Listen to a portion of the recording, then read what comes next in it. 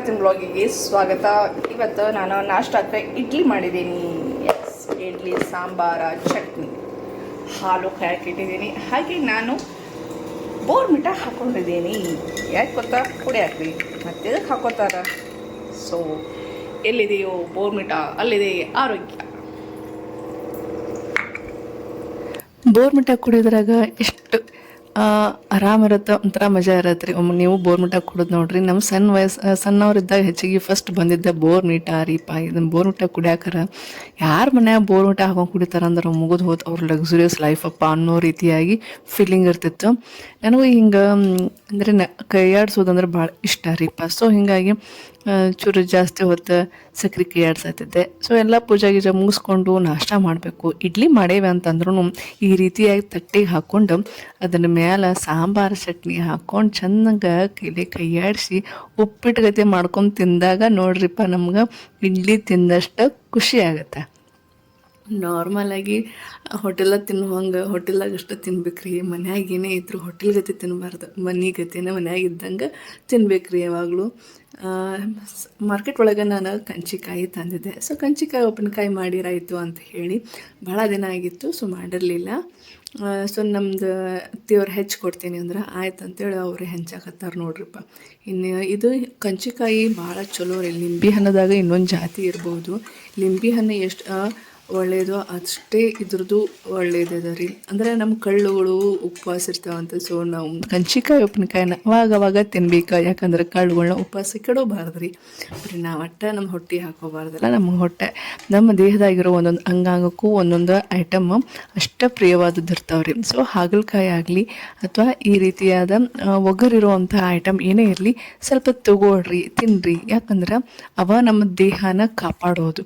Sweet ತಿಂದರೆ sugar ಬರುತ್ತೆ ಅನ್ನೋದು ಗೊತ್ತಿರುತ್ತೆ. ಆದರೆ ಕಹಿ ತಿಂದರೆ ಎಲ್ಲಿ ಶುಗರೇ ಬರಲ್ಲ. ಆದರೆ ಕಹಿ ತಿಂದ್ವಿ ಅಂತ ನಮ್ಮ ದೇಹ ಕಹಿ ಆಗುತ್ತಾ? ಇಲ್ವಲ್ಲ.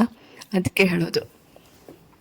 ನಾನು ಉಪ್ಪಿನಕಾಯಿ ಮಾಡಿದೆ. ಹಾಗೆ ನಮ್ಮ ಅತ್ತೆಯವ್ರಿಗೆ ನಾನು ಮೆಣ್ಸಿಕಾಯಿ ತಂದಿದ್ನೆಲ್ಲ ಮಾರ್ಕೆಟಿಂದ. ಸೊ ಅದರೆಲ್ಲ ನಾವು ಐಟಮ್ಸನ್ನೆಲ್ಲ ಹಾಕಿದ್ದೆ. ಸೊ ಮಿಕ್ಸಿ ಮಾಡ್ತೀನಿ ಅಂದೆ. ಆಯ್ತು ರೀ ಇದ್ರು ಹಾಕೇನು ಅಂದೆ.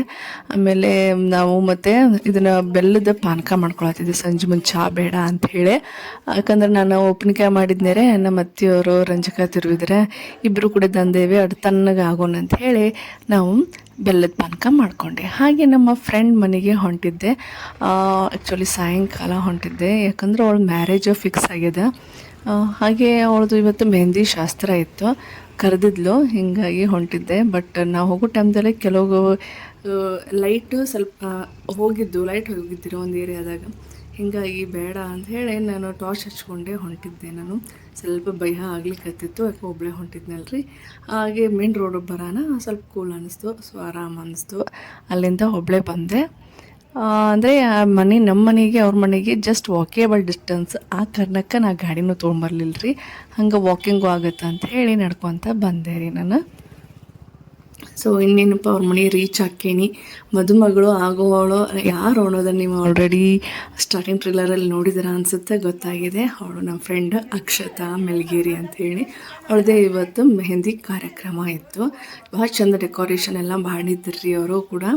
ಹುಡುಗಿ ಕೂಡ ಭಾಳ ಕ್ಯೂಟಾಗಿ ಬೇರೆನೇ ಕಾಣಕತ್ತಿದ್ಲಿ ಇವತ್ತು. ಯಾಕೆ ಮದುಮಗಳು ಅಂದ್ಕೊಂಡು ಅದು ಕಳಾನ ಬೇರೆ ಇರತ್ತಲ್ಲ. ಸೊ ನೋಡ್ರಿ ನಮ್ಮ ಹುಡುಗಿ ಎಷ್ಟು ಕ್ಲೀನ್, ಎಷ್ಟು ನೀಟಾಗಿ ಹೆಂಗೆ ಕಾಣ್ಲಿಕ್ಕತ್ತಾಳೆ ಒಂಥರ ಚಾರ್ಮಿಂಗ್ ಲೇಡಿ ಗತಿ ಕಾಣ್ಲಿಕ್ಕತ್ತಾಳೆ. ಸೊ ನೋಡಿರಿ ಪುಟಾಣಿ ಕೈಗಳಿಗೆ ಎಷ್ಟು ಚಂದ ಮೆಹಂದಿ ಹಾಕ್ಸ್ಕೊಂಡೈತ್ರಿ ಇದು ಪುಟಾಣಿ ಹುಡುಗಿ. ಸೂಪರಾಗ್ಯದ ರೀ ಹುಡುಗಿದ್ರು. ಇದು ಇವಳ ನೋಡ್ರಿ ಹಾಕಿದ್ದು ಮೆಹಂದಿನ ಲಕ್ಷ್ಮಿ. ಇದು ಅವ್ರ ಮಮ್ಮಿ ರೀ ಇವರು. ಸೊ ಡೆಕೋರೇಷನು ಆಯಿತು. ಹಾಗೆ ಅವಳ ಮೆಹಂದಿನೂ ಭಾಳ ಚಂದ ಹಾಕಕತ್ತಿದ್ಲ ರೀ ಹುಡುಗಿ. ತೋರಿಸ್ತೇನೆ ನೋಡ್ರಿ ನಿಮ್ಗೆ. ದುಲ್ಹನ್ ಮೆಹಂದಿ ಅಂತ ಹೇಳಿ ಹಾಕ್ಲಿಕ್ಕತ್ತಿದ್ಲು. ಎಷ್ಟು ಚಂದ ತೆಗ್ದಾಳ ನೋಡ್ರಿ ಹುಡುಗರ ಛೇ ಭಾರಿ ಮಸ್ತ್ ಅಲ್ದ. ಆನೆಗಿನಿ ಎಲ್ಲ ಭಾರಿ ಮಸ್ತ್ ತೆಗೆದಿದ್ಲ ರೀ ಆಕಿ. ಇನ್ನೊಂದು ಕೈನೂ ತೆಗಿಯೋದಿತ್ತು. ಬಟ್ ಮೆಹಂದಿ ಅಂತ ನನಗೂ ಸ್ವಲ್ಪ ಟೈಮ್ ಆಗುತ್ತಲ್ಲ, ಲೇಟ್ ಆಗುತ್ತಮ್ಮ ಅಂತ ಹೇಳಿ ನಾನು ಇದ್ರದಷ್ಟು ವಿಡಿಯೋ ಮಾಡ್ಕೊಂಡು ಬನ್ನಿ ರೀ ನಾನು. ಹೀಗಾಗಿ ಪೂರ ವಿಡಿಯೋ ಮಾಡೋಕ್ಕೆ ಆಗಲಿಲ್ಲ.